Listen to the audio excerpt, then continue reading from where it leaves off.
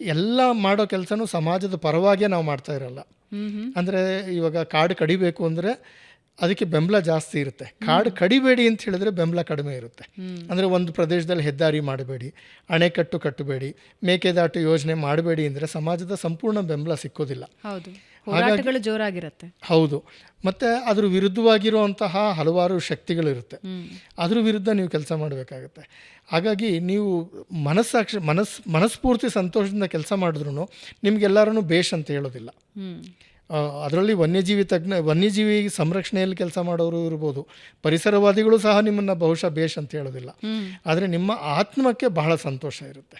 ನಿಮ್ಗೆಂದು ಕೆಲಸದ ಕಡಿಮೆ ಇರೋದಿಲ್ಲ. ಈಗೇನು IT ಇಂಡಸ್ಟ್ರಿನಲ್ಲಿ ಅವರಿಗೆ ಕೆಲಸ ಕಳ್ಕೊಂಡ್ರು, ಬಾಷ್ನವರು 3,000 ಕೆಲಸ ತೆಗೆದ್ರು, ಅಥವಾ ಇನ್ಯಾವುದೋ ಗೂಗಲ್ನವರು ಒಂದು 4,000 ಕೆಲಸ ತೆಗೆದ್ರು ಅಂತ ಹೇಳ್ತಾರಲ್ಲ, ಆ ಥರ ನಮ್ಮ ಫೀಲ್ಡ್ನಲ್ಲಿ ಆಗೋದೇ ಇಲ್ಲ. ಯಾವಾಗಲೂ ಕೈ ತುಂಬ ಕೆಲಸ ಇರ್ತದೆ. ಯಾವಾಗಲೂ ನೀವೇನೋ ಒಂದು ಬದಲಾವಣೆ ಮಾಡಲಿಕ್ಕೆ ಪ್ರಯತ್ನ ಮಾಡ್ತಾ ಇರ್ಬೋದು.